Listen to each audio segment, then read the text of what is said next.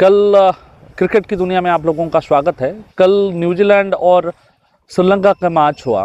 अब ये समझ में नहीं आता है, हमारी सबकॉन्टिनेंटल पिचेस में हमारे जो सबकॉन्टिनेंटल टीम है, सबकॉन्टिनेंट एक्चुअली इंडिया के आसपास की सारी एरिया को हम एक सबकॉन्टिनेंट मानते हैं। सिमिलर काइंड ऑफ पिच में सबकॉन्टिनेंटल टीम लगातार धोखे प्राप्त कर रहे हैं, या जो वो लोग समझ रहे हैं पिच जैसा है वैसा खेल ही नहीं रहा है। कल श्रीलंका ने टॉस जीता। टॉस जीत के पहले बॉलिंग करने का डिसीजन श्रीलंका ने लिया, तो न्यूजीलैंड को बैटिंग करने के लिए बुलाया।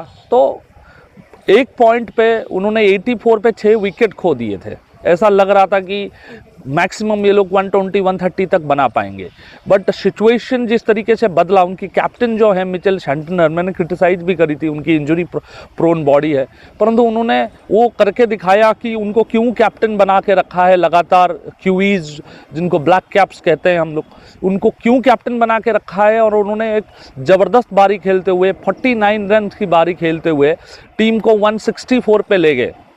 164 पल्लीकल जैसे पिच में, कोलंबो जैसे पिच पे आई थिंक 10 रन ज़्यादा होता है पार स्कोर से। पार स्कोर मतलब जिसको डिफेंड करना इजी है, वो है पार स्कोर। पार स्कोर से मुझे लगता है कि 10 रन ज़्यादा होता है, बट ऐसा लग रहा था कि Sri Lanka will fight it out. Sri Lanka कुछ ना कुछ करेगा, अपनी फील्ड है, अपनी ग्राउंड है, तो कुछ ना कुछ वो करेंगे, क्योंकि इतनी बड़ी क्राउड की सपोर्ट रहती है वहाँ, ऑलवेज खसाखस भरी रहती है क्राउड।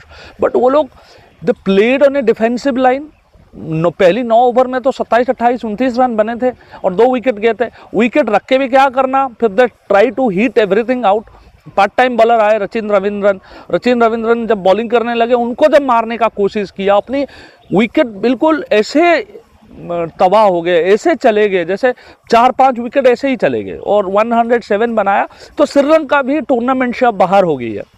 ऑफिशियली देखा जाए इस सुपर 8 में से अब एक टीम तो माइनस हो ही गया, जो है श्रीलंका, और सबकी अभी आशाएं बनी हुई है। श्रीलंका की ये टूर्नामेंट में ये कह सकता हूँ, जब हमने करा था, हमने एक फेवरेट माना था सुपर 8 में उनको, नंबर 1 या नंबर 2 पे। हमने 2 टीम जो उस ग्रुप से सिलेक्ट किया था, वो एसेंशियली इन्हीं को सिलेक्ट किया था। बट अभी हमारी भी प्रेडिक्शन बाहर होते हुए दिख रहा है। न्यूजीलैंड तो जो जैसे हमने प्रेडिक्ट करा था, न्यूजीलैंड को तो हम जाते हुए देख रहे हैं। इंग्लैंड ने एक्सपेक्टेशन से ज़्यादा अच्छा परफॉर्म करते हुए क्वालिफाई कर ही गया है। अब सिर्फ और सिंपल काम है न्यूजीलैंड के लिए, वो पाकिस्तान को हराते हैं तो वो क्वालिफाई कर जाएंगे। हारने के बाद भी क्वालिफाई कर सकता है न्यूजीलैंड, बट पॉइंट यही है कि वो लोग जीत जाते हैं। पाकिस्तान वाला मैच तो उनका हो चुका है, अब इंग्लैंड के साथ खेलेगा न्यूजीलैंड।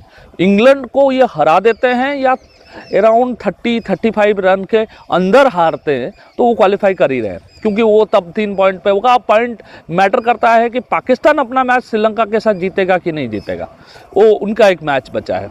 तो उस ग्रुप में तो चीज़ें एक तरीके से शर्टन दिख रही है, अभी कंफर्म होना बाकी है, बट ऐसा लग रहा है कि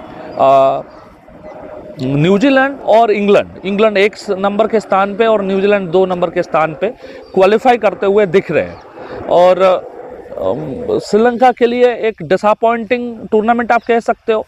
उनके श्रीलंका में ही को होस्ट की तरह श्रीलंका खेल रहा था। एक्चुअली T20 वर्ल्ड कप में होस्ट या को होस्ट जीतने की इतिहास कभी है नहीं, वो श्रीलंका ने ही 2012 में बनाया था, फाइनल गए थे वो इतिहास थी। उसके बाद कभी बनी नहीं उस टाइप की इतिहास।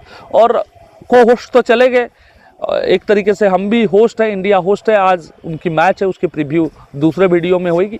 बट एक मतलब यही है, अपॉर्चुनिटी थी, प्लेयर्स थे। हाँ चलिए, पाथिराना इंजोर्ड थे, वरेंदु हसरंगा इंजोर्ड थे, तो जब आपके इस कैलिबर के प्लेयर्स इंजोर्ड होते हैं तो अच्छा परफॉर्म करने में दिक्कत होता है।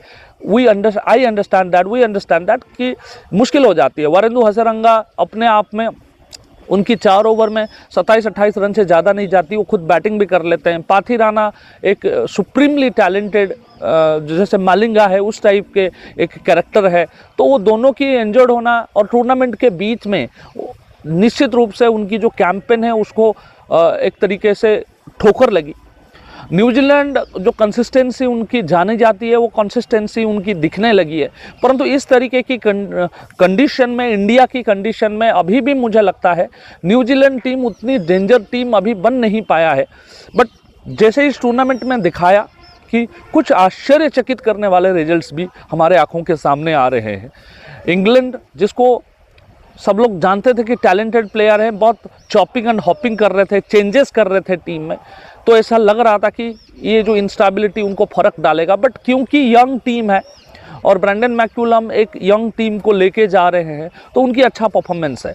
मोटा मोटा कुछ बहुत ज़्यादा एक्स्ट्रा ऑर्डिनरी सिचुएशन नहीं होता है। इंग्लैंड की जाना तो देखो क्लियर है, और श्रीलंका का टूर्नामेंट से बाहर होना, वो दो चीज़ें तो क्लियर हो चुकी है।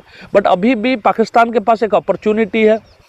पाकिस्तान जो अपना मैच श्रीलंका के साथ खेलेगा, उनको 30 या 35 रन से हराता है, और न्यूजीलैंड अपनी मैच इंग्लैंड से 30-35 रन से हारता है, तो निश्चित रूप से वो क्वालिफाई कर सकते हैं। There is a opportunity that Pakistan can also qualify in the place of New Zealand. But वो रिसेंट फॉर्म को देखते हुए, अभी जो हाल फिलहाल में उन्होंने मैचेस खेला है, उसको देखते हुए मुश्किल लग रही है। But cricket is a game of uncertainty, you don't know, anything can happen in this group of uncertainty. आज के लिए क्रिकेट की दुनिया में इतना ही। धन्यवाद।